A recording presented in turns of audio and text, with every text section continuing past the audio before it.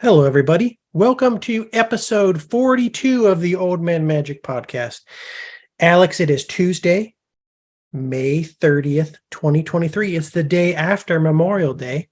Thank you all for joining us for some casual cardboard conversation.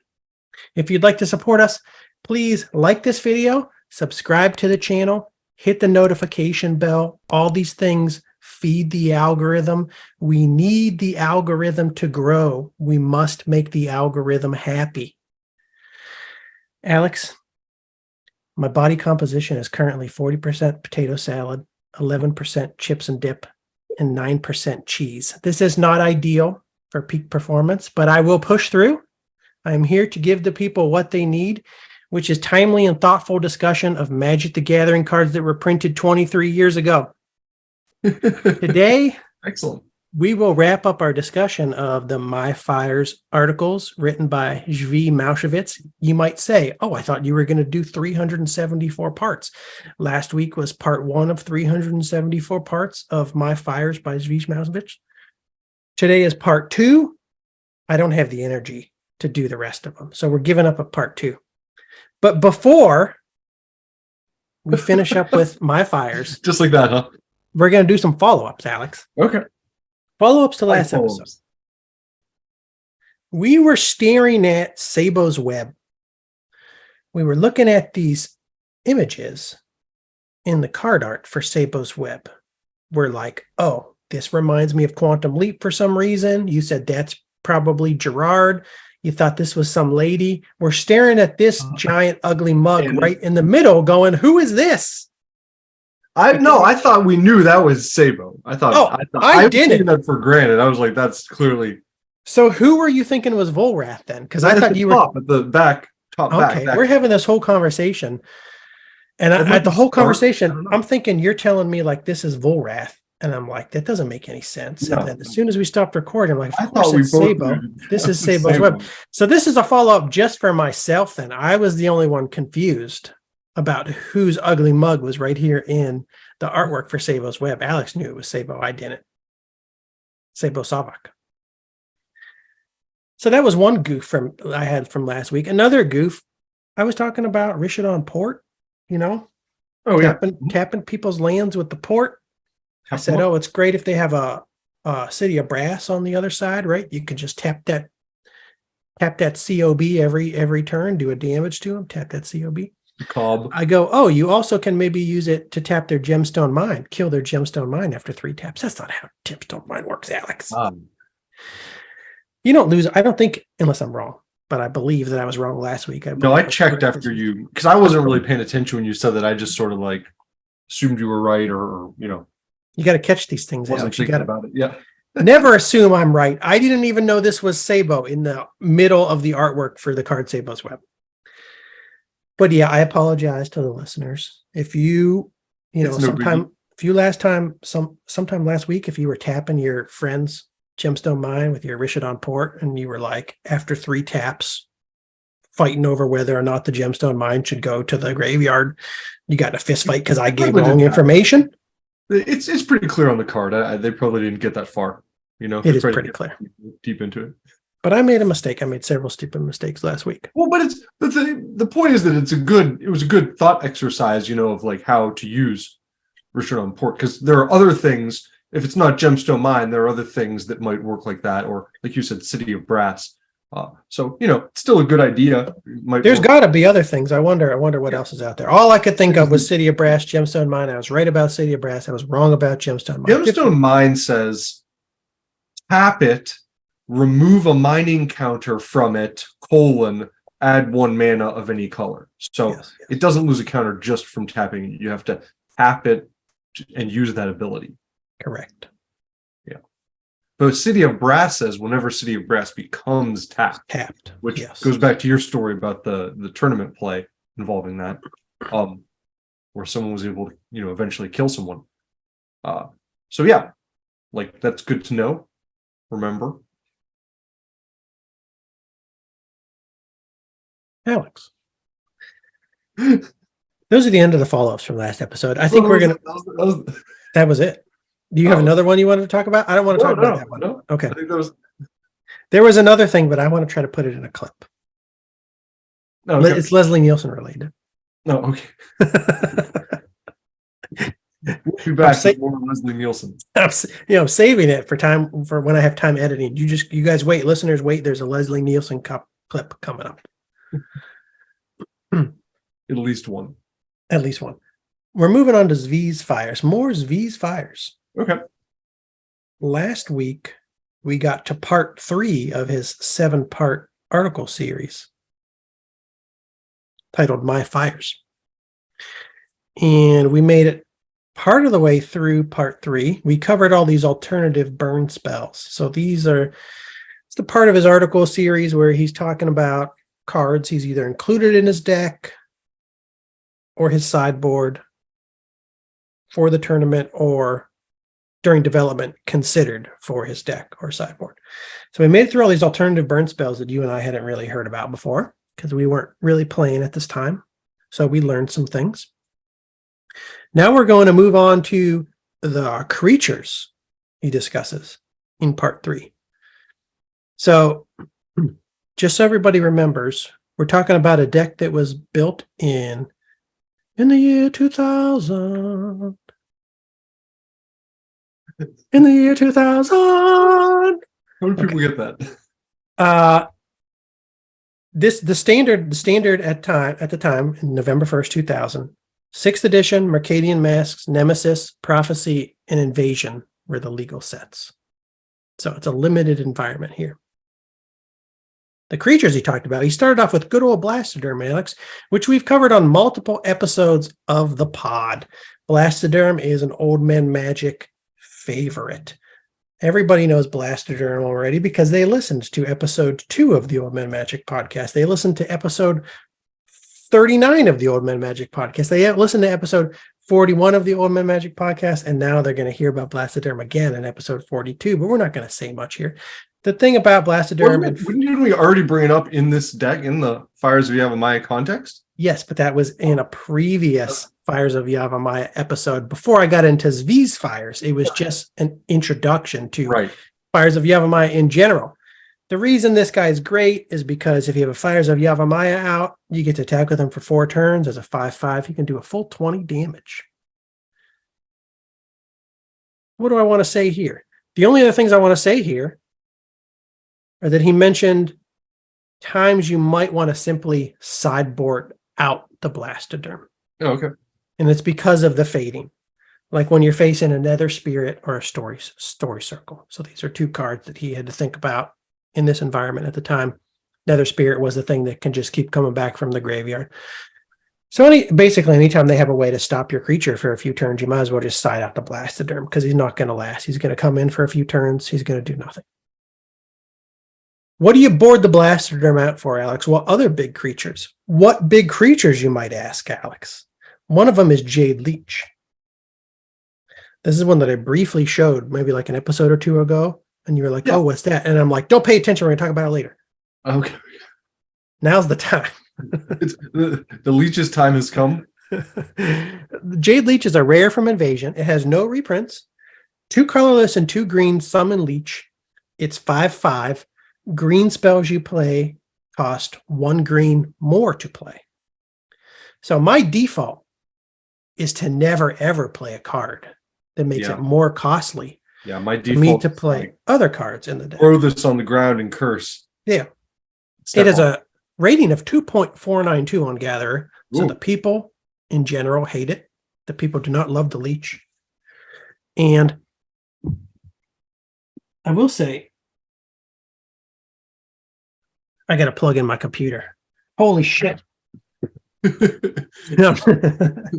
Leeches everywhere. This is unprofessional of me to not fully juice up my circus before I got started.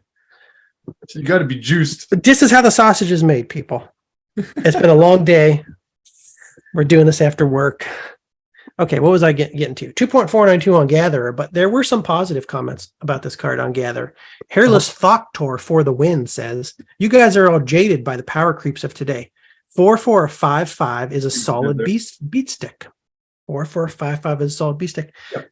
This is exactly what you were talking about last episode, Alex. It falls right into that sweet spot, that category of creatures that people fawned over back in the day. The 5/5s for forecasting costs, like Jazam Jin, like Balduvian Hordes, which is almost as good as Black Lotus, and like Jade Leech. What did V have to say about the Leech's drawback? In general, the deck has 33 mana sources, so have faith in it. And a 5/5 is hard to deal with without it getting killed in the process. And then if it dies, no more drawback. So I kind of get that. He's saying, listen, you're playing a deck with a ton of mana sources, including 8 mana moles, so you have the ramp. You're probably going to be able to deal with this drawback in this type of deck. Yeah, he's saying just like power through the drawback, which is interesting. And yeah, I take that point.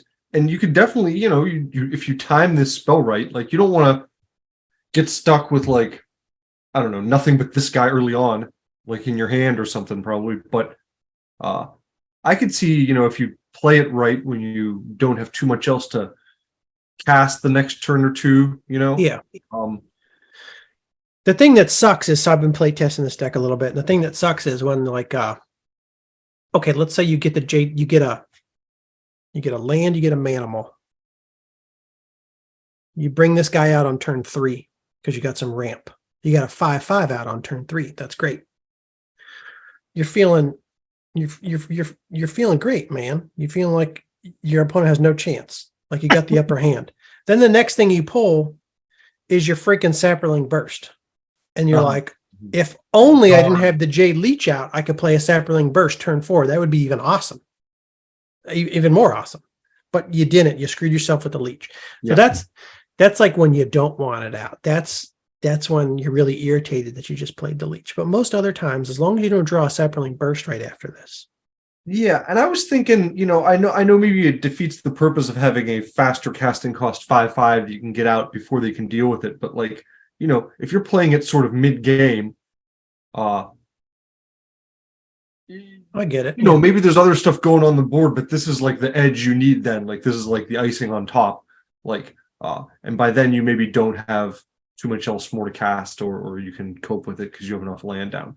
Yeah, it's not a bad thing when you just need to pull something big off the top deck and you got plenty of mana around. You're probably happy to more like a finisher or something than a like early starting creature. Yeah, you're probably happy to pull a 5/5 cost for as long. And then plus, like he said, you can use this as like a sacrificial body. You know what I mean? Because like maybe you don't care about it staying around as much because of the drawback, but if you can get it to do its thing for 2 turns, take out a creature with it. Like I can see that. So it's not bad. When I first saw it, I was like, this is terrible. Why are people playing creatures that make all of their other spells cost more mana? That's absolutely insane. But it's really not that bad, especially in green, especially in a deck with this many mana sources. Current market price of 22 cents. I love that too. I love cheap cards. What is the next creature that he considered putting in his main deck? We saw the Blastoderm. We saw the Jade Leech. Kavu Titan, Alex. I'm going to pull up the Titan. Kavu Titan. Have you ever seen Kavu Titan? I have not seen this before, no. I think it's pretty cool. Yeah. It is a rare from Invasion. It has no reprints. It's 1 colorless, 1 green to play. Summon Kavu for a 2/2 with a kicker of 2 colorless and 1 green. If you pay the kicker cost, Kavu Titan comes into play with 3 +1/+1 counters on it and has trample. So essentially, you can play a quick 2/2, or it has the option to become 5/5 for 5, which is a little more highly costed than the 5/5s for 4 that we've been talking about. But it has the benefit of trample. You know how I feel about trample. I do. It has a rating of 4.279 on Gatherer. Current market price of $1.21. I like this card. Go ahead. I'm thinking about like this. I'm considering it for my commander deck because it's I've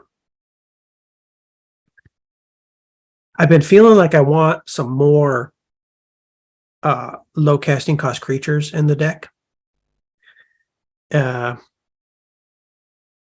And this can fill that slot, but it can also fill the slot of a bigger body if I pull it later. So like it's good it's kind of good no matter when I draw it. If I draw it early game or mid game or late game, it's still bad. Early on it's a grizzly bears, and later on decent. I'm trying to think what else is like a 5/5 trampler.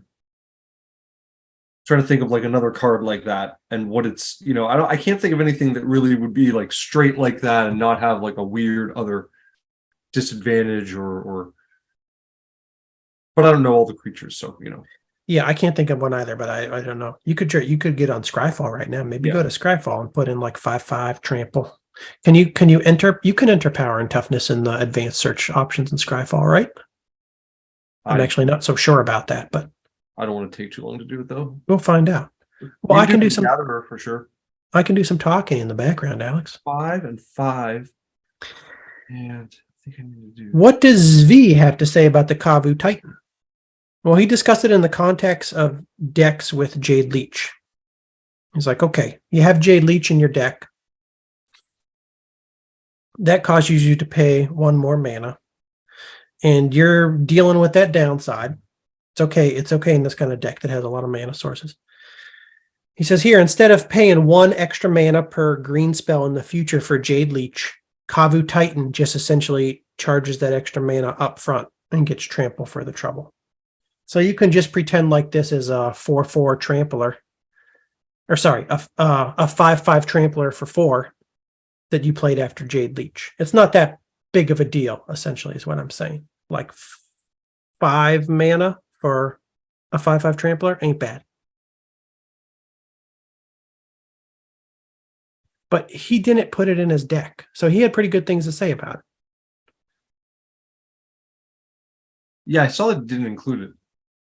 The reason he didn't, he said the problems with this idea, including a Kavu Titan and just being, hey, I'll just include a 5/5 for forecasting cost in my deck. Just pretend like it's a 5/5 with a kicker for trample or something. I'm not explaining this very well, but you know what I'm getting at. The problem with putting Kavu Titan in the deck, he said, Parallax Wave, good old Parallax Wave.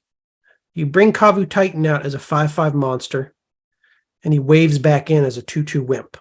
So this is something that you had to think about in the standard environment at the time, because blue-white control, always a popular deck type. The Parallax cards were popular in the blue-white control decks. Parallax Wave, if you don't know exactly what that does, I'm going to pull it up. Because actually, I don't know exactly what it does. I always forget. But it's kind of a phasing out type of effect. So it plays with the fading mechanic. It is a white enchantment, 2 colorless, 2 white, fading 5. You remove a fade counter from Parallax Wave to remove a target creature from the game. So basically, you can remove 5 target creatures from the game. But when Parallax Wave leaves play, each player returns to play all the cards he or she owns removed from the game with Parallax Wave. So they're kind of only removed from the game as long as Parallax Wave is in play. Yeah, okay. So you can lock away up to 5 creatures. Yeah, you can remove Kavu Titan with this card, and then when it comes back, it just comes back as a 2/2. That's just a rule about. Yeah, because Kavu Titan comes into play with 3+1/+1 counters if you paid the kicker when you play the spell. So if it comes back into play, weird. Comes back as a 2/2. Weird. This is why fading is not great. This is why phasing is not great. These mechanics, I never like these mechanics. They have their place. But that's essentially why he didn't play Kavu Titan, because the Parallax Wave problem. So you put 5 mana into your 5/5 for trample, and then you get waved out of existence. And then even if you were lucky enough to get him back, he'd come back as a 2/2. Yeah. Do you have anything? Do you have any, like, trying to think? Your deck doesn't really have any like bounce in it, huh? Like things that you could use to bounce your own creatures. Because you could put it down early as the 2/2, and then later on, if he's still alive, pull him back to your hand so that you could cast him with the kicker. I thought about it, Alex. I thought about that. There might be something coming today in the Old Man Magic Commander corner. Oh boy. That might synergize well with Kavu Titan, plus a bunch of other things I have in the deck too. I'm on the trail. I'm hot on the trail. But I'm not going to have that much bounce. I mean, in a red, white, green deck, there's only I didn't. I wasn't. I was thinking you probably didn't have much. But I'm definitely putting some whatever I can get, whatever kind of bounce I can get, because I have token generators that make tokens when they come into play too. So yeah, okay, that'd be great. So what have we talked about so far? We talked about the Blastoderm, Jade Leech, Kavu Titan. There's another big creature, Alex, that he considered for this deck. This is a card that everybody probably sings when this card enters to play. I'm sure millions of people all around the world have sung Kavu, Kavu, Kavu, Kavu, Kavu Chameleon when the Kavu Chameleon enters play. Know what I'm saying? Probably. This is an uncommon from Invasion, no reprints. None of these cards are reprinted for some reason. They're just like, I don't know. Standard, they're interesting green. I was going to call them standard green creatures. They're not vanilla or anything. They'll have interesting abilities, but it seemed like some of these cards would have been reprinted. Uncommon from Invasion, no reprints. 3 colorless, 2 green, summon Kavu. You know what? We've talked about a couple Kavus. Maybe they just want to keep the Kavus specific to a few sets for flavor reasons. Yeah, like they have, if they're not like dealing with that plane or that, I don't even know where the Kavus come from, if they're on Dominaria or Blastoderms, they don't want to reprint because they don't want to bring back fading. Side note, Alex, is Boy George dead? Do you know? Is that a quiz? Yes. Yes. He's not dead. I thought he was dead too. I looked it up. Anyways, Kavu Chameleon is dead, right? I was gonna say you're just confusing him with George Michael, but then I didn't want to say that because it's like, I mean, why do you get Boy George and George Michael mixed up? They're both 80s pop stars who are gay, and their names, there's George in their name. So yeah, it makes perfect sense actually to get them both mixed up now that I think about it. There's a lot of similarities pop culture wise. Kavu Chameleon can't be countered. Back to business. It's a 4/4 for 3 colorless, 2 blue. Kavu Chameleon can't be countered. You pay 1 green. Kavu Chameleon becomes the color of your choice until end of turn. He's a true chameleon. Yeah. 4.84 on Gatherer. No, 4.084 on Gatherer. Current market price of 16 cents. Love them cheap green creatures. I wouldn't really think to play anything like this because I'm not that. I'm kind of underwhelmed by the ability. My instinct would be like, oh, maybe I can sideboard this against counter decks. Exactly. Might be a sideboard thing for me if I considered the color of your choice though until end of turn, because then I can now combo this with other things, or like he said in the article, sometimes use it like defensively to avoid an opponent's effect. Yeah. What does V say about the comedian? Not the comedian, the chameleon. Jeez. This card will win games no other card could, and often will do it without any help. So, why is that? I don't know. Maybe he's the one creature that gets through all the counters in the blue-white control deck you're playing. Maybe he's the one card that can get past the green creature hate spells in your opponent's black deck. He says, right now I've moved 2 into the main deck because they're absolutely devastating against counter decks and are fine almost everywhere else. A 4/4 for 5 mana isn't as good a deal as the other creatures in the deck, but it isn't all that bad. On top of that, the ability to change colors can come in handy in odd situations. It's great to see Kavu off on a Holy Crusade or 2. So that was interesting. I know mono white Rebels decks were big at the time. Okay. I don't know if some of those ran like anthem spells, color specific anthem spells. So maybe you can change this to a white and benefit from some of the anthem spells. I do know that, I don't know if it was last episode or the episode before, we were talking about a pretty nasty black spell that kills all green creatures. So you always got to worry about sideboard stuff coming in like that when you're running a green creature heavy deck.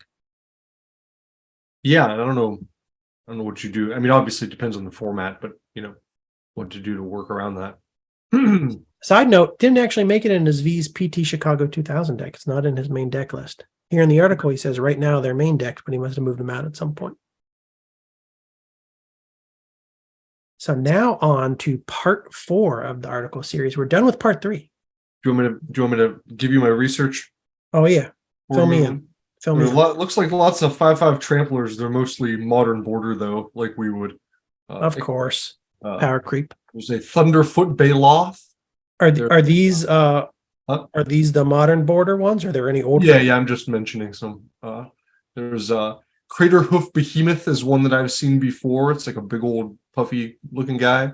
Looks like something from an old children's book. Oh yeah.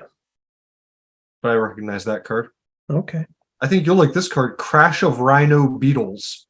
I thought you were just gonna say Crash of Rhinos, and I was like, I know that card. No. Crash of Rhino Beetles. They're like, let's just throw another word on the end. Crash of Rhino Beetles. 4 colors, 1 green, 5/5 insect with trample. Crash of Rhino Beetles gets +10/+10 as long as you control 10 or more lands. Okay. That's silly. And in green, I mean, you can start like fetching lands out of your deck, probably. Yeah. Might happen kind of quickly. It's going to the moon. The old border card, the only thing I'm seeing is Giant Warthog from Judgment. And he's just straight up 5/5 trample for 1 green, 5 colorless. So he's actually worse casting cost than the Titan with kicker. The Titan. Yeah. Okay, then. So, I mean, for its time, the Titan was unprecedented. Unprecedented. Now, I don't know if this list is exhaustive. Yes, it is. It's comprehensive, Alex. You found them all. If I find any more, I'll let you know. Okay. On to part 4. Part 4, Alex. What comes at this point in Zvi's articles? The sideboard. Potential sideboard cards. Now, parts 1 through 3 deal with almost all the main deck. Only Sapperling Burst and Two-Headed Dragon are left, and we've dealt with first. Okay, so we haven't made it to the sideboard. Okay, so a few more fatties don't fit into the sideboard cards. So he started this part by talking about Sapperling Burst. We've talked about Sapperling Burst. People know Sapperling Burst from a previous episode. We talked about Sapperling Burst just in our introduction to Fires of Yavimaya before we knew what Zvi was going to say about it. We had our own opinions. We had our own discussion about it. What does Zvi say about Fires of Yavimaya? Fires of Yavimaya makes everything shine, but it makes Sapperling Burst shine a lot more than everything else. That's pretty much what I'm saying. I'm like, what's the best thing to do with the Fires deck? Ramp out that burst with haste. That's the best thing you can do. With Fires in play, 3 tokens are usually made, sometimes 4, sometimes 2, but generally 3, and they attack for 12. This is exactly what we said, Alex. The first time we saw the card, we knew we're Magic Together and Geniuses. We were like, 3 should be the default, right? 3 should be the default, but sometimes you want 2, sometimes you'll want 4. We knew it. I was confused. I had so many possibilities in front of me. I'm like, wait, so there's this, and oh my gosh. I knew it, and you listened to me. Yeah. Standard procedure, as always, is 3 tokens in most situation. Making more than 3 requires some reason. That's exactly how I play the burst. Okay.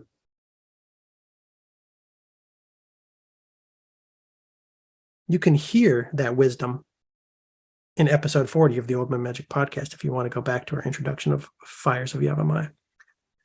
Sapperling Burst. Next card, Alex, he talked about Two-Headed Dragon. This was another thing that when I was just showing you an overview of his deck, I was like, we'll get into this a little bit later. We haven't really talked about it. I had seen this, and I like it. First time I saw it, too.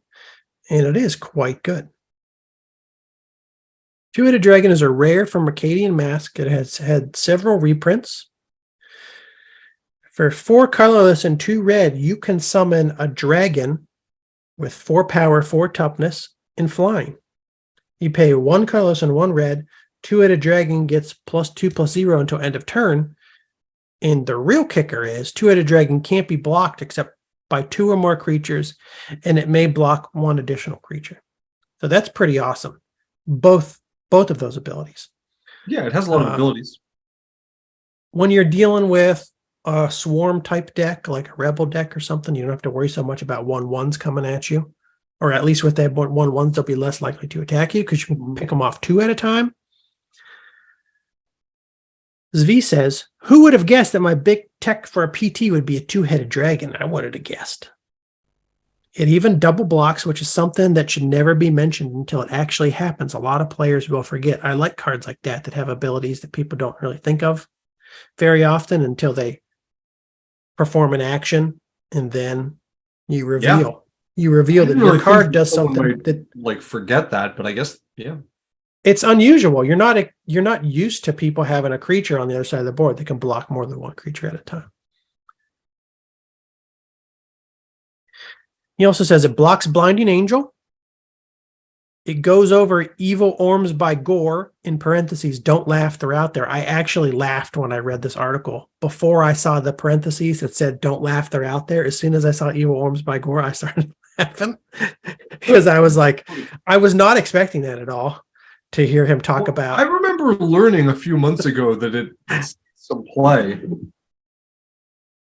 Maybe I forgot. I probably learned too. I knew that it was reprinted, but I didn't know this was something that, like, people on the Pro Tour were keeping in mind when they were building their tournament decks, like Evil Eye Worms by Gore. Yeah, I mean, I don't know, for context, I mean, in the 90s, like, this was not a card we would even, like, look at or think about, right? Like, well, I would definitely look at it and think about it because it was an eye.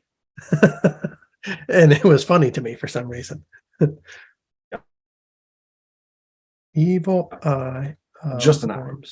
None of your creatures can attack except for Evil Eyes. Evil Eye can only be blocked by walls. So it's a 3/6, more or less unblockable for 1 black, 4 colorless. And importantly, the dragon flies over it. I guess that's the issue. It's like, you got all your creatures, you got all these big fat 5/5s. They're just going to smack right into an Evil Eye Worms by Gore and do nothing. Yeah. Do nothing. Yeah. So I'm not sure, but I mean, this does seem a little bit versatile. Like, you could play it in a mostly creatureless deck as a blocker. I know. It's better than I probably gave it. Yeah. I mean, I overlooked it. I'm not sure. I think when we read it, we were instantly like, oh, none of your other creatures can attack. If you want to build like a budget old school Black Prison style deck and you can't afford your abysses, just get some fat Evil Eyes in there. To just sit there as blockers. Good offensively and defensively. It's nice. It's a good blocker, and it can't be blocked. Yeah. And it's also coming down in price. Now's the time for us to build our Evil Eye decks, Alex. He also said it's unaffected by Teferi's Moat, and it takes a separate story circle to deal with it, since most players will correctly name green against fire. So that's another good thing. People playing your fires deck, they're mostly prepared for all the big fat green creatures that are going to be coming at them. They're not going to expect you to play a red dragon. So yeah, there's actually a lot of good reasons to play 2-headed dragon. I'm into that card. Didn't it need to be blocked by 2 also? I don't know if I read that out loud or not, but like, yeah. Most people aren't going to have 2 flyers to deal with this guy. True. Like, if you get it on the board, most of the time, if they do, they have to risk using, if they do, remember, this is fire breathing. So, if they do, they're probably going to lose 2. They're probably going to lose 2 flyers. Most of the time they won't. And they just have a fire breathing dragon coming in. Yeah. What did you say? 1? Did I screw up? No, can't be blocked except by 2 or more creatures. Nothing. I'm not sure what I said. No, I wasn't disagreeing or anything. Next big creature Zvi talked about, Alex, is another dragon. It's one of my favorite new dragons that I learned about when we first got back into Magic. It is in my Commander deck. And it was featured on an early episode of the On My Magic podcast when I discussed the dragons from Invasion. Yeah, Rith the Awakener. When I learned about this group of dragons, they're cool. So this is if you're going the 3-color route. We've talked about, I've done a brief overview of cards that are usually played in Fires decks. We've talked about V's Fires. We really only talked about red-green Fires. At some point in the future, we have to talk about some of the tricolor Fires decks, because there's actually some pretty cool tricolor Fires decks. And if you're going to run a tricolor Fires deck, Rith is a great route to go, if that made sense. Yeah. It's a rare from Invasion. Few reprints, 3 colorless, 1 red, 1 green, 1 white, Summon Dragon Legend. For a 6/6 flyer, whenever Rith deals combat damage to a player, you may pay 2 colorless, 1 green. If you do, choose a color, put a 1/1 green sapling creature token into play for each permanent of that color. So it's 4.198 on Gatherer. Current market price $291. Pretty cheap for a great creature, in my opinion. He says Rith has one big advantage over Two-Headed Dragon, which is that if it deals damage against another green deck, the opponent's going to need a dragon or a Simoon or an Earthquake to stay in the game. So I think this is why he really likes it in like the Fires mirror match. You're coming up against another Fires opponent. Yeah, because there's going to be those green permanents. It's going to be a lot of green on the board. This is why I want to play him in my commander deck, because there's likely somebody else at the table is going to play green when you're playing a four-person game. Yeah. And if not, it just might turn out that, the other 3 people are like all playing blue, and you can just pick blue, and that'll be more permanents than green permanents on the board. So it's going to help you no matter what. Really, you just pick the most color, the highest color of permanent. Yeah, of course. Yeah. So I say I'm thinking green. I automatically have green in my mind, because I'm like, okay, you're already playing green, so if somebody else is playing green, that just adds to it. But you could have 3 people playing blue, or 3 people playing white, or whatever. Yeah. But yeah, he's great. I like that. And I think the casting cost is really reasonable. It's not hard to cast him. It's only 1 of each of the colors of mana. It's not like red, green, white, and for 6 mana overall for a 6/6 flyer with a cool ability. He's beefy, he's hard to kill. He's, not bad at all. V gives some downsides to Rith. Rith gets blocked. Birds of Paradise buys your opponent a turn. Thermal Glider buys a lifetime. Even Defiant Falcon keeps hope alive. I'm going to look up Thermal Glider real quick, because I don't know what that is. I'm just assuming it's like a one flyer regenerator or something. Yeah, I don't know that card. Arcadian Masks, 2 colorless, 1 white, Rebel, flying, protection from red, 2/1 flyer with protection from red. So it'll block. It'll eat up Rith all day. Other things V says. V calls out one of your favorite cards, one of your favorite cards from this era. Rith needs Armadillo Cloak to make its dreams really come true. So this is what people love doing. They love slapping that cloak on Rith, trampling over. That's how Rith really comes alive, when you give it trample. Rancor that bitch. Cloak that bitch up. He's dillowed up. Guess what I have in my commander deck, Alex? I got Rith. I got Dillo Cloak. I got a Rancor. I'm going to review those during the Magic podcast. Trample, that definitely beefs him up. Oh, yeah. It'll be easy to give him trample in your deck. Nice. Yeah, he's cool. Like the other dragons, too. So after this is the end of the big creatures that Zvi considered for his deck. He started talking about some sideboard options. What are some of the sideboard options that you might want to put in your Fires deck if you were playing in the year 2000? Simoon. This is a card that I need to work more into decks. Underrated. There's so many great 1/1s in the game. So many great I'm a big proponent of this card. I think it's great for dealing with a lot of things at once for just 2 mana. Great against, Horde Weenie decks, great to finish off a round of combat where you already did some damage to things. Yeah, it's an instant. I was going to say, I love that it's an instant, because it can be used after you block something to do 1 more damage. they think they're winning that power toughness battle, then no, you simoon their asses. Mm-hmm. And it kills so many like sneaky backline creatures, like little 1/1s that do something powerful. Mm-hmm. So, and you might think, oh, you got a lot of 1/1s in your deck. What do you want this in here for? Well, especially in the mirror match, they don't expect simoon. They're doing what they're doing. They're putting out their manimals to get out their ramp. You just hold back for like a turn or two, and then you simoon the shit out of them, and then you lay all your ramp. Yeah. Well, you didn't have to worry because it's opponent's creature. Oh, son of a bitch! I got to read the card when it's right in front of me. That's even better than I thought it was. Well, I'm here, Steve. Thank you. Thank you. That almost turned into a follow-up for episode 43. Yeah, we would have had to film a whole follow-up for that. Jeez. I've explained before that this is a problem. I have to read the card. I can't just decide that sometimes I just feel like the card should do a certain thing, and that's what you like read the first sentence. You're like, I'll take it from here. That's what I do.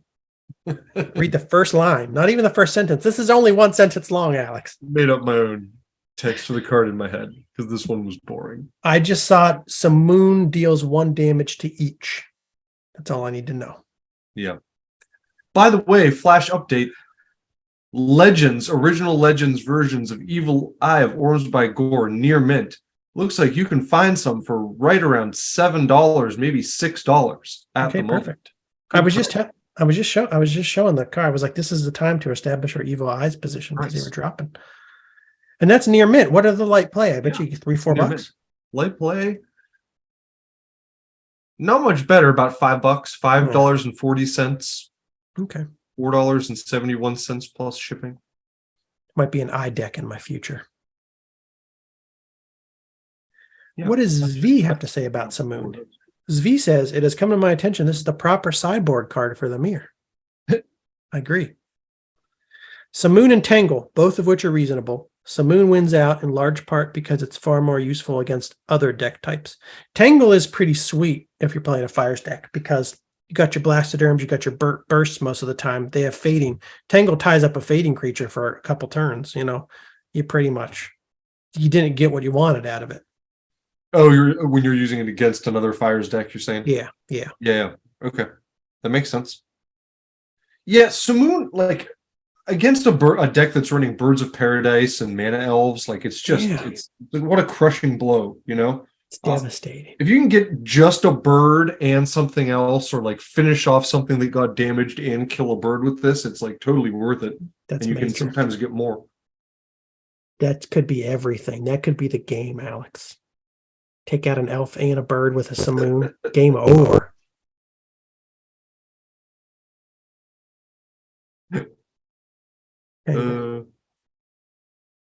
Tangle's the next best thing to Simoon. Tangle mostly neutralizes Sapling, Burst, and Blastoderm. Prevent all combat damage that would be dealt this turn, and attacking creatures don't untap during their controller's next untap step. So, you got a creature with fucking 3 fading on it. You tangled it up for 2 turns. We love Tangle. If you also love Tangle, go back to episode 34 of the Old Man Magic podcast. We talked about it in my segment, Some Fog Spells for Your Consideration. You were looking confused, Alex. Did I see something wrong about Tangle too? No. Okay. I was just thinking, I'm sorry. He then went on to talk about some other sideboard cards that I was not familiar with. So I'm going to bring those up to you now, Alex. One is Reverent Silence. Reverent Silence is a common from Nemesis. No reprints. Potential buyout target for the Old Man Magic podcast. 3 colorless, 1 green, sorcery. I wrote in my notes, it's 6/6 flying, but that's not true. It's not a creature. If you control a forest, you may have each other player. There's not 6 on there. You're like, it'll be a 6/6 creature. Oh, I forgot to delete 6/6 flying from Rith. If you control a forest, you may have each other player gain 6 life instead of playing Reverent Silence mana cost. Destroy all enchantments. It has a rating of 4.046 on Gatherer. Current market price of 21 cents. I always like cards with these alternative mana-less casting costs. Like if you can play a card for free, which I don't like to say free. A lot of people say free A lot of times what they mean is you have to give up a card. I'm trying to think, like, giving your opponent 6 life might be, well, that might not matter at all. Like, yeah, I'm trying to. You're already like have an edge. That's 6 life. I mean, think about if the shoe was on the other foot, like gaining 6 life. Like we've talked before, plenty about how like life gain as a mechanic is just generally considered pretty weak. So you're not doing anything to them that's going to help them that much if they're other than like a marginal situation. Sometimes that'll win a game for someone, that burst of life. Yeah. But when you get to decide when to play it and not them, I think most of the time I don't care. But then I started thinking, oh, okay, let's say I only get 1 fat creature out. Most of our fat creatures are 5/5. That's another turn that I have to swing at them with my Blastoderm. Another turn I have to swing at them with my Jade Leech. I'm just thinking of it more in like a situation where you have like 3 or 4 creatures down, you know what I mean? And they're like holding you off, and like maybe they have some enchantment, like moat style enchantment that's, doing the heavy defense. If you can get rid of that, you'll kill them in like 1 or 2 attacks. Yeah, I shouldn't be thinking about, oh, you're giving them a 6 life. That buys them another turn when you're attacking with a Blastoderm or a Jade Leech. You're also destroying an enchantment that you obviously don't want to have on the board. So I think it's pretty good. He says, without a splash, Reverent Silence is the best option for enchantment removal. So he means like usually really without a white splash if you're not running Disenchant or something. And again, this is also a format specific card. He was playing that for this block too, because that was like his removal option. It's an environment where you can't play Naturalize. But even outside of this format, I might still like this as a sideboard card because it's destroy all enchantments. Yeah, it'd be good in Commander. It hit multiple opponents at once. You do also, though, have some important enchantments in your Fires deck that you want to blow off the board. You have Fires, you have Saproling Burst. But now Fires you can sacrifice too, though, so you could like sacrifice that in response. You could use it like on a turn where you're going to just like write off your Fires. So that's not so bad. Yeah. Another potential sideboard card that I had never seen before, also enchantment related. Calming Verse. It is 24 cents.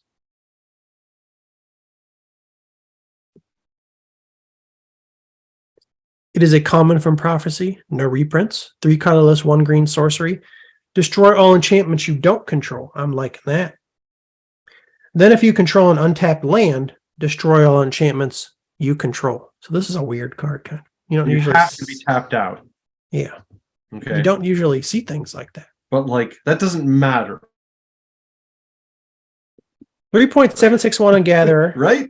I said, I don't know how I feel about this, but I think it's kind of scary. If I play this card, I never play more than 3 lands. Then I can tap this, and I can tap 3 lands and a Manimal to play this. I don't want to have like, I don't want to be in a situation where I have like 5 or 6 lands on the board. Yeah, I see what you're saying. And I really want to get rid of one of their enchantments. But you're thinking like an old man, I think, because without mana burn, you have no, you can just tap your lands. How does that work? You can just like tap that land, pocket the mana like you're going to use it. I didn't think about that because it just seems cheap. But yeah, well, I think this card was invented before mana burn went away, probably. But even with mana burn, like what the hell? You're going to take 2 damage? Oh wow! I take 2 damage. I don't have to destroy all of my enchantments. Yeah, I guess it checks if you control an untapped land during resolution. So if you have a spell that has a forecasting cost, can you just tap 6 lands? You could tap. You have to play something else beforehand. First, you could just be like, I tap my 2 forests to add 2 mana, and then I tap.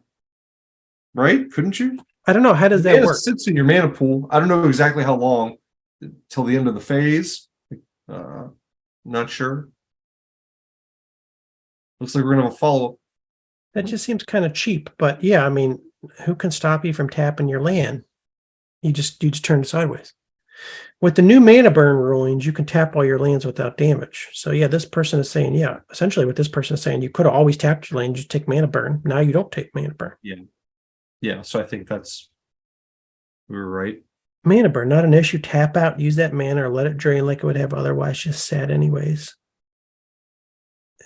All it really does is it makes you tap that land for that mana in this phase that you're in, so that you can't use it in a different phase of your turn or on your opponent's turn. So it does, it isn't a disadvantage. This seems better than does this not get enough love? You just blow all the enchantments off the board? Yeah, I think it sounds pretty good. Except yours? I think it sounds pretty good. I mean, we were talking about, we've had a lot of conversations about enchantment removal in green. There's that card from Weatherlight that I think blows every enchantment off the board except for it, but it still hits your other enchantments. You know what I'm talking about? Yes, you can use it. You can use it multiple times. It's an enchantment itself. Yeah, it's green too, right? Yeah. Yeah. I know that card. I forget what it's called. But no, I think this is really good. You just have to remember that, like, because of the disadvantage, if you have enchantments you want to protect, then it's going to make you be tapped out for your opponent's turn. Yeah. So if you want to have like giant growth combat tricks, or you're playing a green and something else where you want to have instants available to you, you're not going to be able to use them. Yeah. But it's not so bad if you can get 2 or 3 enchantments in one shot with this.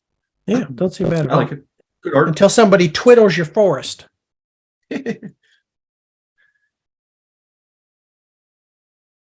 Next card, Alex. Does that even work? I don't think that even works, Steve. Like, I'm not sure that, but like, I think because lands tap at like mana source speed. Tap or untapped artifact. Like, if someone twiddles your forest, you could still tap it in response to get the mana. You just retap it? I think so. No, but yeah, you tap it, but I'm saying they untap it with twiddle. Oh, you're saying like in response to... Yeah. Can you then just go, I don't care, I'm just going to tap it again? Can you just tap it again? I'm not sure. I should know that. We should know that. We should both know that. I've never played twiddle before. I've never actually played with a twiddle. If you tap your land and somebody untaps and says no, can you retap it? Can the same land be tapped more than once in a turn? Probably not then, because that seems to violate like the way other cards work too. Like, I don't know the answer. We're not experts. Like an artifact. We don't know what we're talking about. Yes, we're major influencers in the Magic the Gathering space. Yes, we're the #1 podcasters in Magic the Gathering, but we are also stupid. We're rusty. We also haven't played Magic the Gathering for 20 years, and we were never good even when we were teenagers. I'm going to move on to the next card, Alex. The next card's pretty badass. Huge casting cost. Huge casting cost. It is Obliterate. This is another potential sideboard card Zvi discusses. Obliterate. A rare from Invasion. I wrote Prophecy on the show notes, but I know this ain't Prophecy. That's Invasion. 6 colorless, 2 red, sorcery. Obliterate can't be countered. Destroy all artifacts, creatures, and lands that can't be generated. So basically, this is a card that you only play when you're screwed. And you're just like, I want a reset button. I love that it can't be countered. It has a rating of 4.235 on Gatherer. Current market price of $4.64. Zvi says the majority of the time, Obliterate will sit in hand and do absolutely nothing. That by itself is a good reason the deck only uses 1 in its sideboard. I do agree with that. Like, most of the time, it's just going to sit there. You wouldn't want a bunch of these in there. You just have it in your deck if you need a reset. And I don't usually include cards like that in my deck that I'm only going to want to play if I'm screwed. I try to build a deck that will prevent me from being screwed. Casting cost is so high, I say you only want to use it when you're deep in the hole. The good thing is, though, as V says, often it will take a completely and utterly lost game, turn it into one that the opponent cannot win. It is great. Cards like this You know they're in your hand. Your opponent does. You can be prepared for it. You can hoard things. After the world blows up, the next turn should be forest, or even better, Karplusan Forest and Llanowar Elves or Birds of Paradise. Next turn should be land and idle or port. Then your big creatures come. So you can hoard some things in your hand, a land, some animal, play that obliterate, and then you're off to the races. Interesting card. I always like cards like this, but I never play them. This, Joko Hops, other things that blow up everything. Navinrel's disc. I want to use wipes more. Never took advantage of them. I played Geddon sometimes back in the day. That's like the only thing I ever played. Geddon, Wrath of God. I never played total wipes. Stuff that took out anything more than just your land, just the lands or just the creatures. Mm-hmm. Well, I mean, this deck doesn't really use artifact. It has those artifact turtles, but I mean, they're creatures too anyways, so like they die from creatures dying. So the artifacts doesn't really mess with this deck. Lands, I mean, the deck ramps faster than your opponent, presumably, so going back to square one is, going to be preferable to you, probably. I think that's the only reason why, you would want to put something like this in your deck, because like you should be able to jump the gun, so to speak. You should be able to hit the ground running faster than your opponent after you blow this all up. Yeah. Kind of looks like the Lion King. That's what I was gonna say. I was gonna say like the baboon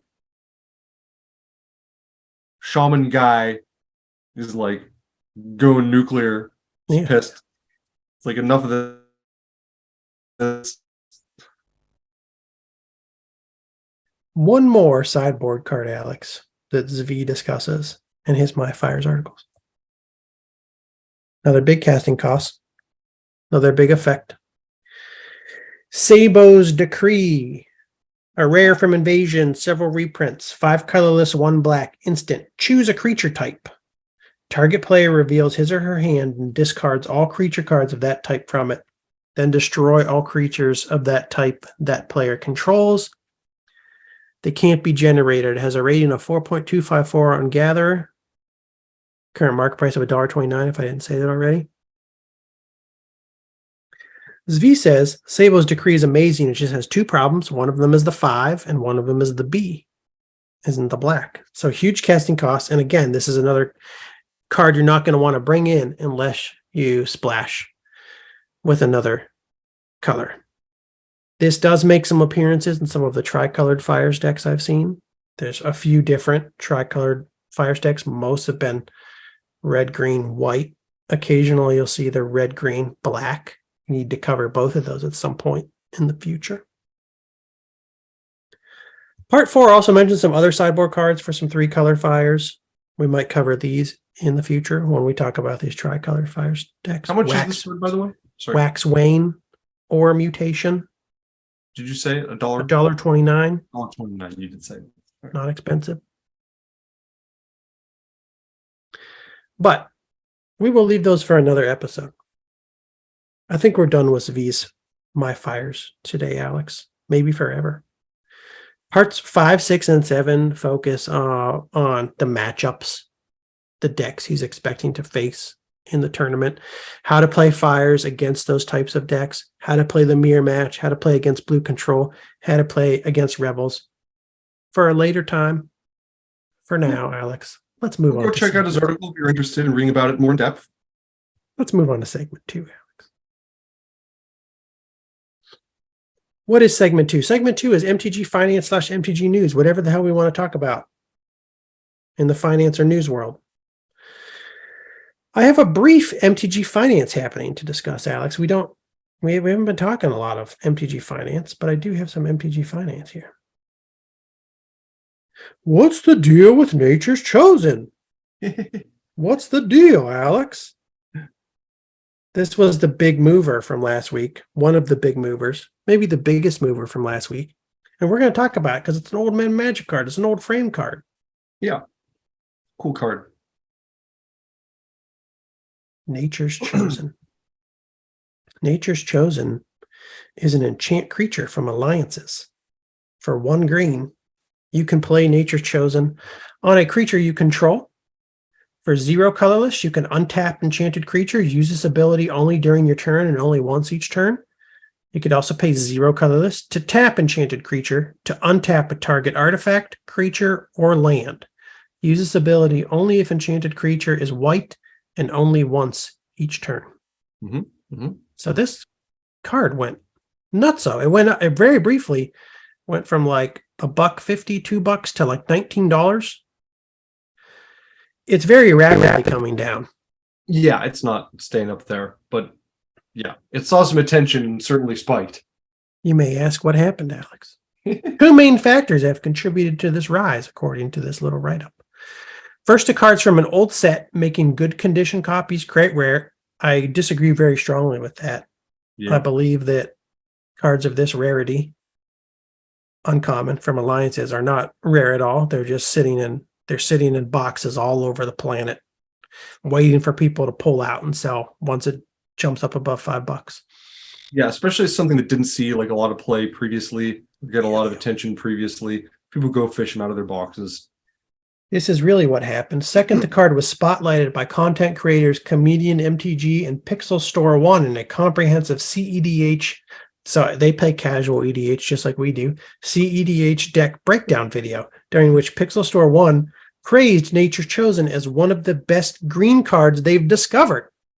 Not all players shared that enthusiasm, Alex. Some argued that it doesn't even deserve a spot in the top 10 untap effects. I didn't see all that controversy. Maybe you had to browse some Reddit threads. This discrepancy between player opinion and the card's price surge is attributed to a buyout. This is really what happened. So somebody mentioned in a video, one day this is going to happen to the Old Man Magic podcast. We're going to talk about a card that's going to go through the roof. Somebody mentioned in a video, and then somebody saw that and just started buying copies after copies after copies at ever increasing prices. This does just seem to be a buyout. It does seem to be a buyout, and it's very rapidly dropping in price. I watched a little bit of this video, and it was mentioned only during a very brief segment. The video was like over an hour long, I think. They were going card by card, really getting into details about all the cards this person would include in his Tayam Luminous Enigma deck and what the purpose of each card was. Nature's Chosen is really there to untap Gaia's Cradle to make more mana. You know, there's a lot of things that can untap a land. But this was cheap. And then it was not cheap. And now it's cheap again. Crazy how that happens. Crazy. $6.97. So it's coming right down. It's hard to just sustain a buyout of an Alliance's uncommon, people. See what happens? But that's the end of my finance. I don't know. People will forget about this next week, right? Like, I think so, yeah. Did you have any in your box? I don't have any. I have one. I found it. I went and found this, I think, a while ago. I noticed that it was like $2. And I was like, I recognize that card. I'm pretty sure I have one. And it's better than I remembered it being. So I was like, I'll fish that out. To be honest, I think it's a pretty neat card. It's just, it's not a card that people have to all of a sudden buy up like crazy and start paying $20, $30 for. I don't see that. Yeah, it's not like that's not sustainable for a deck or part of some like really important. There are other cards that do similar things, and like I don't know, but it's cool. But I like it. I think it's pretty cool too. Be on the lookout for these if I'm like flipping through stacks at a game store or something. It's the kind of card I'll snag. Any finance stuff today, Alex? That's the only finance discussion. I do. This isn't, okay. This is, not so much finance. Impromptu. More like news, card news, finance. Here, I can give you a link if you want. After you talk about this, I am gonna mention one other thing I almost forgot to mention. Oh, okay. Where are you dropping that link, bro? Where are you dropping that link? Right at the top of the notes. I don't know if this was today or just yesterday. Very, very recently, they started doing spoilers for Oh. Reset. Oh yeah, I heard this, but I haven't seen any of it. I saw today that things were being revealed. Well, they spoiler alert. Aside from some of the cards we've seen from Lord of the Rings, and they teased out before, there's obviously a lot of the characters from the story. They have lands from the story, that sort of thing. They've done what do they call these skins? I guess they take a card that exists and they put a new name on it and new art, but then they also put the old name on it, and it's functionally the same as the old card. So it's basically just like a flavor redo of the card. I have no idea. Did I do a good or bad job explaining that? Try again. I'm not saying you did a bad job, but I was too busy looking at the website that I just pulled up. That's okay. That's okay. So I don't know if you know any of these cards, but the Great Henge is a card that exists already. So it's a reprint of the Great Henge, but for the flavor of this set, they're calling it the Party Treat. Oh, okay. I was gonna say, where's the Great Henge? I don't see the Great Henge. Yeah, it says it real tiny underneath. Oh, I see. Okay. And Bridge of Khazad-dûm is Ensnaring Bridge, which is that's cool. From what set? Ensnaring Bridge. Tempest or some shit? Yeah, that's what I was gonna say. Weatherlight, maybe. Stronghold or Tempest? I can't spell or type. INSNAAAT. It was in Stronghold and 7th edition, it looks like, and some other stuff. Okay. Yeah. But anyways, I saw this list. This list I pulled up here, we got sidetracked a little bit. They announced box toppers, which are a card that they put in if you buy a box. I guess that's my understanding of them. I haven't bought a box in a long time. Do they go on top of the box? I think they go on top of the packs inside the box. Okay, wow. What are Lord of the Rings box toppers? They are reprints of popular artifacts and lands from all over Magic's history. That's basically it. There's 30 of them. Oh, wow. Okay. What I thought was interesting was there's a few things we'll recognize in here. We just mentioned Ensnaring Bridge. I like that. I love this. I love this art. I love what they chose. Yeah. I like that the Bridge of Khazad-dûm as a flavor thing. Well, keep going down, Steve. On the left-hand side, you'll see Balin's Tomb. Woohoo! Yeah. I wonder if this will have any effect on the price of Ancient. That's what I thought. As soon as I saw this, someone mentioned we have an Ancient Tomb reprint here as Balin's Tomb, which hopefully will bring Ancient Tomb prices down. Maybe wishful thinking, because these are rare though, right? Because you said it's these are going to be, and there's a chance to get them. You can get them in collector's packs as well. Okay, not just as the box topper. I get that's again my understanding. In case I'm wrong. And the box topper will just be one of these per box, right? You get one if you buy a box for free, and then in collector's packs, and that'll be of draft set or collector's boxes. And then other than that, you'll just get these cards in collector's packs fairly rarely, I think. Wasteland. But yeah, Wasteland is in here as well. Valley of Gorgoroth and Cavern of Souls. I don't know if I did, and I don't really remember Cavern of Souls, but the name was familiar to me. When was that first printed? So I guess there was never an old border printing of this card. For some reason, I was thinking it was an old border card that got reprinted as new border. It's just popular. It's let's see. When it enters the battlefield, you choose a creature type. You can tap to add one colorless, or you can tap to add a mana of any color to your mana pool. Spend this mana only to cast a creature spell of the chosen type. So it's like a multi-mana tribal boosting. Tribal ramp. That's pretty cool. I know Busiju shelters all too, even though it's a new border card. I hear the kids talk about it all the time. I heard Cavern of Souls because it was in Double Masters 2022. That's probably why. Interesting. But anyways, Ancient Tomb reprint. Cool. That is pretty cool. Of these, and I was excited about Ancient Tomb. I wonder what these will go for. A Balin's Tomb. I don't know. Yeah. Who knows? I like that Fanghorn Forest is a Yavimaya cradle of growth. That's pretty cool.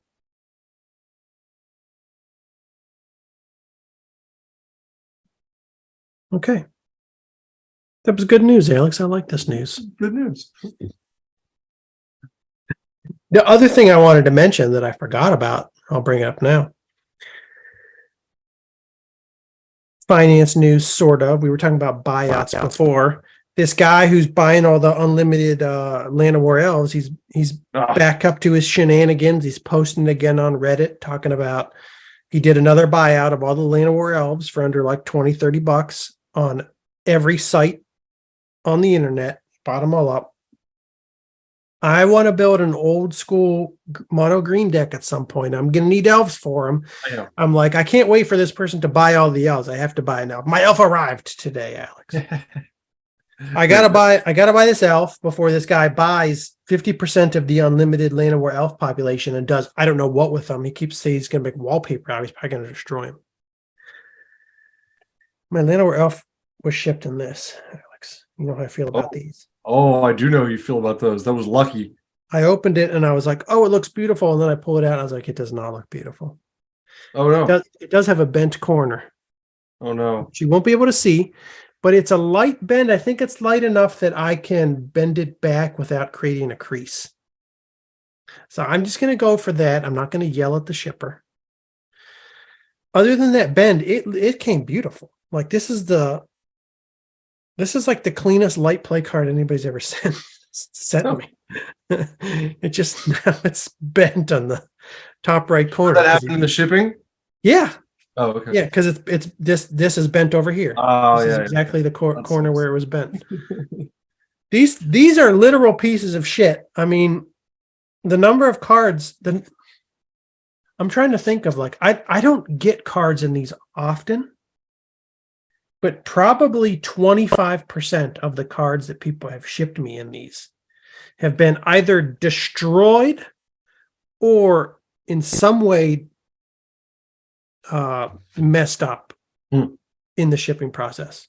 Going through, because they put them in this and then they put this in the envelope and it rockets through the sorter in the post office. And this is always just a little bit too fat, always gets hung up. Now, sometimes it's shredded envelopes and ripped cards. This it just bent the corner, which I'm not happy about, but I think I can weigh that down. So hopefully I can bend it back without creating a crease, because then it'll go from light play to damaged. We'll see what happens. So, my first unlimited Land of War elf arrived. I got to get my playset before that guy buys them all up. Yeah. I did. I saw his post. I immediately looked on all the sites and none of them were available in light play or better condition for like less than $40. And then I waited like a week and then this one showed up for 14. So I just bought it. It's terrible. Good catch. Terrible. I'm incensed. But now, Alex, we're going to move on to segment 3 of the Old Man Magic podcast this week. We're going to move on to the Old Man Magic Commander Corner. This is what happens when it's 9:45 p.m. Yeah. On a work day. Fast. We're going to do a short recap today, Steve. There's no recap today. I don't have the energy for that shit. I'm going straight to the additions. I wanted to talk about how this was my first old frame, how this was my first commander deck in general that I'm building, how it's going to be old frame only, how it's going to be terrible, how my commander is Jacques Levert. I was going to talk about the fact that my commander deck has 3 major themes.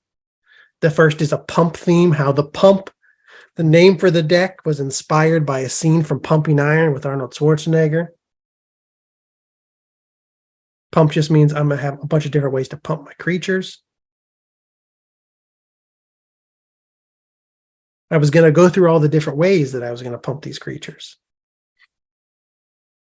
I'm trying to find the deck. Is Moxfield like acting up here or something? There we go.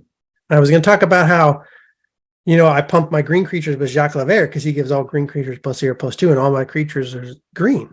I was going to talk about how I'm also including Keza in this deck, who gives all green creatures +1/+1. I was going to talk about bad person. How I can pump creatures by tapping my Waioli Wolf to give any creature in play +1/+1. I was going to talk about the OG green pump spells, Giant Growth and Berserk. You best believe they're going to be in the deck called the Pump. I was going to talk about how I can pump with Invigorate, which is an old frame card from Mercadian Mask. I was going to talk about how I found Power Matrix, Alex, which is also from Mercadian Mask, which is a 4 casting cost artifact that I can tap to give my creatures +1/+1 and flying, first strike, and trample. I was going to talk about how I was going to pump my creatures with Rancor, with Mirari's Wake, which Fires of Yavimaya, which we've talked about recently, with Armadillo Cloak. I can even pump select 1/1s by tapping my Pendelhaven to give them +1/+2. I was going to talk about that pump theme and all the things I can use to pump. I was going to talk about how the deck has 2 other themes too, which is trample and a theme I can't remember right now. So I'm not going to talk about any of that stuff. I'm just going to go into my addition. Today, Alex, I'm adding Shivan Worm. Yeah. This is a card that we talked about in our introductory episode on Fires of Yavimaya.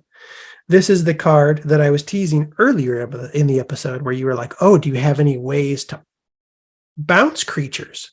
If you put Kavu Titan in the pump, you can play him early. If you bounce him, you can play him late 5/5 for 5 as a 5/5. Shivan Worm. Maybe if I add Kavu Titan, I can play Kavu Titan on turn 2.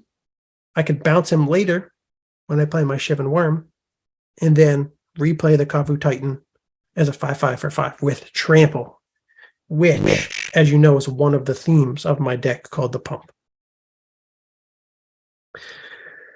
I have another card to add it today, Alex. I can't remember what it was, so I'm scrolling through my show notes. So I remember.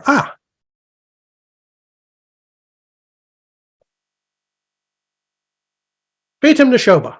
I'm adding some big boys today, Alex. I'm adding some beef to the deck. Phantom Neshoba we've talked about before. It's 5 colorless, 1 green, 1 white. 0/0 trample, enters the battlefield with 7 +1/+1 counters on it. Whenever it deals damage, you gain that much life, so it has lifelink, one of my favorite special abilities. If damage would be dealt to Phantom Neshoba, prevent that damage, remove a +1/+1 counter from Phantom Neshoba. Not to brag, but I have an original printing of Phantom Neshoba from Judgment that I purchased for around $2. That's what I'm adding to the pump. Those are my additions today, Alex. The pump is coming along nicely. I have 22 creatures added. Looks good. Going to be adding a lot more creatures in the coming days. Now we move on to Alex's deck. This is the part of the Old Man Magic Commander Corner where we talk about Group Mud, Alex's Group Hug style old frame commander deck. I learned a new term that I didn't know before. People were talking about pillow fort decks, which I guess my deck is kind of a pillow fort deck. It's not too much group huggy anymore at the moment. It's more defensive, diplomatic and defensive, but we're still going, I'm still going with that title and that theme for now. I have 2 cards, I think, today. I'll have a boring mana type card. Okay. I want to add just a good old-fashioned Soul Ring because I haven't done that yet. Oh, you gotta add the Soul Ring, man. You gotta add the Soul Ring.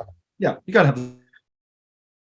I think this is the most printed card in Magic the Gathering. I think Soul Ring has been printed more than anything else. I might be making that up, but I might not be making it up. Alex, it's actually already in your deck. Is it? Because now you have 2. What the heck? Against the rules. Against the rules. Well, then never mind. I don't need to have the Soul Ring. Jeez. End of the episode. What else were you at? and you know what? Remember I told you that I was watching some pre-modern gameplay on YouTube and somebody played an Nantuko and I didn't know what it was, but it was just like the bug face and then his Mantis arms. It's this one you added to your deck. Yeah, that's what I thought when you said that. That sounded like Phantom Nantuko, like the Phantom Nantuko. 2 colorless, 1 green, trample, 0/0 comes into play with 2+1/+1 counters. Okay, it's a Neshoba-like card. Comes in with counters. You can remove a counter to prevent damage, but you can move his counters. Yeah, I like that you can move the counters around, put them on my other things, on my other defensive creatures to turn them into like slightly more threats. No, am I wrong about that? Yeah, were you? Yeah, I'm wrong. You tap them to put an extra 1/1 counter on them. Okay, yeah, you can't move. Forgotten Ancient that moves the counters around. Yes. You can just build this guy up. Yeah, this guy just gets bigger. Yeah, which is cool. I like him. I'm gonna try him in some other decks too, but I thought it seemed like an okay passive, slowly growing creature that I can have hanging out in my back ranks. I'll go with Brushland for a mana source then today. Okay, that's exciting. Alex is going to add a Brushland to his deck. A lot of Brushland. I need to start putting some lands in here. What kind of Brushland we add now, Alex? We had Night's Age Brushland. Those pumpkins. That's what I'm talking about. This guy took fogging to the next level. He's like, oh, my art's due in an hour. He said, you guys think you had a hard time making your deadline. Look at this. Oh, I got a couple pumpkins done. And they were like, where's the damn art? I had no time. I had to fog it all. Had to fog it all. I appreciate the pumpkins. I appreciate that he went with pumpkins. It's unexpected. Especially in white green. I wouldn't have thought, white green. Little interesting creative choice there. I like it. Well, anyways, I had to throw in a mana source for something boring. Here's my banger, though. I'm excited about this card, Steve. Okay. Very, very excited. Give it to me. Going with another enchantment, loading up on enchantments. I'm playing Pattern of Rebirth, Turtle. Pattern of Rebirth, Turtle. Do you remember Pattern of Rebirth? We talked No. about this. I think we talked about it because I mentioned it or brought it up or something. I think we talked about it. You'll remember it now, turtle. Steve. Pattern of Rebirth is an enchant creature, 1 green, 3 colorless. When enchanted creature is put into a graveyard from play, that creature's controller may search his or her library for a creature card and put that card into play. Okay. Library. So it's a lot like a natural order, but instead of being a sorcery, you put it on your creature, and then when that creature gets killed, its effect takes place. It's also easier casting cost than natural order because it's 1 green and 3 colorless instead of 2 and 2, and you don't have to sacrifice a creature to use it, and you don't have to get only a green creature. Interesting. Yeah. You know what I want to do with this? I want to have 7 mana on the board, 3 red. I want to play a Ball Lightning. I want to enchant them with Pattern of Rebirth, and then I want to get another Ball Lightning. Okay, yeah, there you go. That's not very good, really, because it's a lot of mana. Yeah. Well, I mean, but a couple of things that are cool about this too is that it kind of synergizes with what's her face? I'm blanking out all of a sudden. Femaref Enchantress. Okay, yeah. So like when I get this to trigger the way I want it to, then I get to draw an extra card.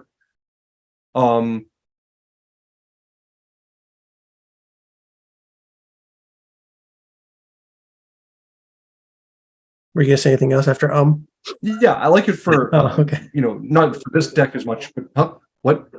I was gonna say I like it for graveyard style decks as well. Not as much on topic here, but like if I was playing black green, or, it'd be cool. No, it's a pretty cool card. We had some lag there. I lost you for a second, so I didn't know what was going on. Oh. No, I like it. I'm trying to think. It's definitely good in sacrifice decks. Yeah, graveyard decks. Sacrifice decks. But yeah, I just love that in a 5-color deck like this, I don't have to worry about the casting cost, having the right mana fixing. I can just put this on a chump blocker or a sacrificial attacker, and then yeah. And it's a deterrent. It just sits there, and like people don't want to like try to attack me because they're like, oh, what's going to happen when I kill that creature? Mm-hmm. And I can just pull out whatever creature I want. I don't have to worry about the casting cost. Mm-hmm. Mm-hmm. Pattern of Rebirth Alley from Cairo deck. Pattern of rebirth, your alley from Cairo. Somebody kills your alley from Cairo. You just go get another alley from Cairo. Yeah, another alley from Cairo. I think it's will that work at all? I don't know. Be, like restricted in any format. Probably still. It used to be restricted. It might not be anymore. Like, I was wondering if it still is. Wait, let's look that up real quick. I miss having an alley from Cairo. That was my first big card. It's really cool art. It doesn't say restricted anywhere. It just says legal. Okay. But I mean, you can only have one in Commander. You can build an alley from Cairo Turtle Enchantment Vintage or Legacy deck. Sounds boring. Anyways. But yeah, Pattern of Rebirth, that was my exciting card for the week. I'm excited to play with this in other decks as well. I think it's a pretty strong card. And it's not expensive. It's $5, $4, $5.